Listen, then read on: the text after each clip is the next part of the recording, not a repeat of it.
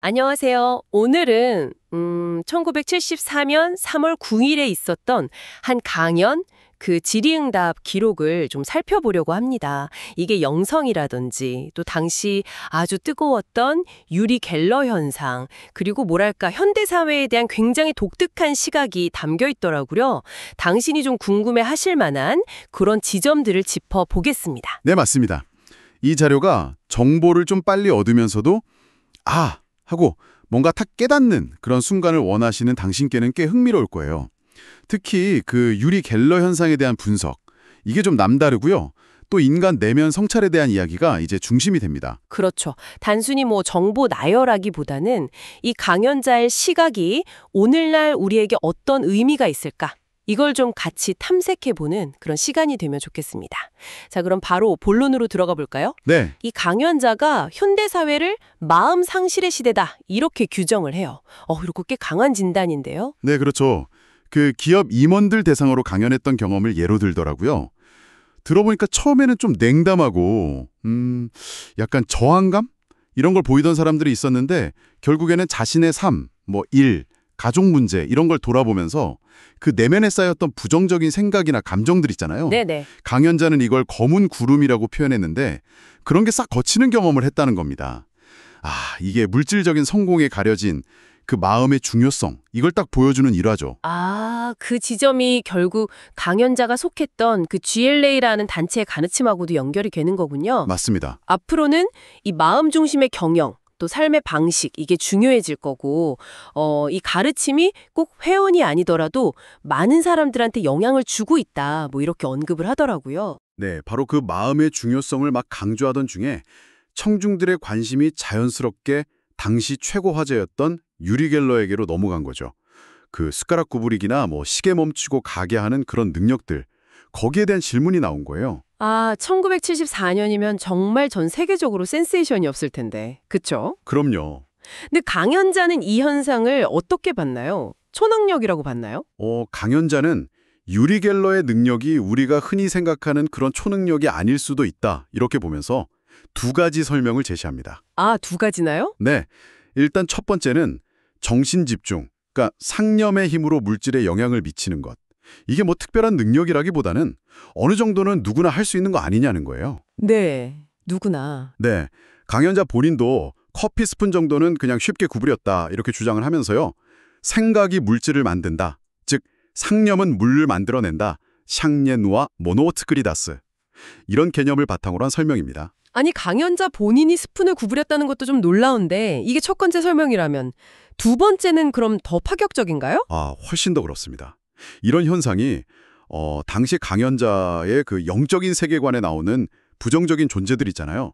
소위 마왕이나 지옥령 같은 것들. 네, 마왕이요, 지옥령. 네, 그런 존재들의 작용일 수 있다 이렇게까지 이야기합니다. 특히 그 시계 멈추거나 가게 하는 현상은 시계 자체의 그 파동을 이용하는 거고 신경이 좀 예민하거나 내면이 혼란한 사람들한테 더 쉽게 영향을 줄 수 있다 이렇게 설명을 하죠. 와, 보이지 않는 존재의 영향이라니. 이게 단순히 초능력이다 아니다를 넘어서는 해석인데요. 왜 근데 이런 해석을 내놓았을까요? 강연자는 그 유리 갤러의 감정 기복이 좀 심하다는 점을 지적해요. 이게 내면의 부조화, 그러니까 조화롭지 못한 상태의 증거라고 보는 거죠. 잔잔한 연못은 달을 선명하게 비추지만 물결이 막 일면 그 모습이 왜곡되잖아요. 그렇죠. 그런 것처럼 감정의 파도가 큰 사람은 진실을 제대로 반영하기 어렵다. 이런 비유를 씁니다. 이 설명이 좀 흥미로운 지점은 눈에 보이는 현상조차도 개인의 내면 상태나 심지어 보이지 않는 영역과 연결될 수 있다는 어떻게 보면 좀 급진적인 관점을 제시한다는 거죠. 그러니까 마음 상태가 현실 인식, 더 나아가서는 물리적인 현상에까지 영향을 준다. 이런 관점이군요. 이게 앞서 말한 마음 상실의 시대 이야기하고도 딱 연결되는 것 같은데요. 정확합니다. 우리가 오감으로 세상을 인지하긴 하지만 지위나 명예, 돈 같은 그런 물질적인 것에만 너무 집착하면 스스로 고통스러운 현실, 강연자 표현대로라면 지옥의 세계를 만드는 셈이고요. 반대로 자비심, 이런 걸 바탕으로 살면 천상의 세계로 나아간다는 거죠. 강연자는 우리가 사는 바로 이 현상계가 이 두 세계가 막 혼재된 상태라고 봤어요. 그래서 유리 겔라 현상 같은 것에 너무 이렇게 현혹되지 말라고 경고를 하는 거군요. 당시 뭐 타임지나 주간 포스트 같은 언론에서 비판적인 기사 나왔던 걸 언급하면서요. 네, 맞아요. 현상 그 자체가 중요한 게 아니라 그 이면에 있는 마음의 보편적인 진리를 아는 것, 그리고 올바른 삶의 기준, 강연자가 이걸 진리의 등불, 법등이라고 표현했는데 그런 내면의 지침을 세우는 게 핵심이다. 이렇게 강조합니다. 이런 맥락에서 또 아이들이 어른보다 순수해서 진리에 더 가깝고 어른들은 세상사에 너무 얽매여서 마음의 짐, 오니거머가 이게 무겁다 이런 이야기도 나오는 거군요. 그렇죠. 이에 결국에는 거짓된 나, 이걸 좀 벗어던지고 선한 나를 찾아야 한다는 메시지로 이어집니다. 자연의 모든 존재가 서로 이렇게 연결돼서 영향을 주고받으면서 조화를 이루잖아요. 만상만물 상호관계라고 하죠. 네. 그런 것처럼 인간도 이기심을 버리고 좀 조화로운 삶을 추구해야 한다. 이런 이야기입니다. 거짓된 자아는 결국 자기 자신한테도 또 남에게도 고통을 준다고 설명을 하고요. 오늘 1974년의 한 강연 기록을 통해서 유리결러 현상에 대한 아주 독특한 해석, 그리고 현대사회에서 이 마음의 중요성을 다시 한번 생각해보는 시간을 가졌네요. 현상 너머의 본질을 보려는 그 시도가 참 인상적이었습니다. 네, 저도 그래요. 눈에 보이는 것에 우리가 얼마나 쉽게 마음을 빼앗기는지, 그리고 내면의 조화나 성찰이 왜 그렇게 중요한지를 좀 되새기게 하는 것 같습니다.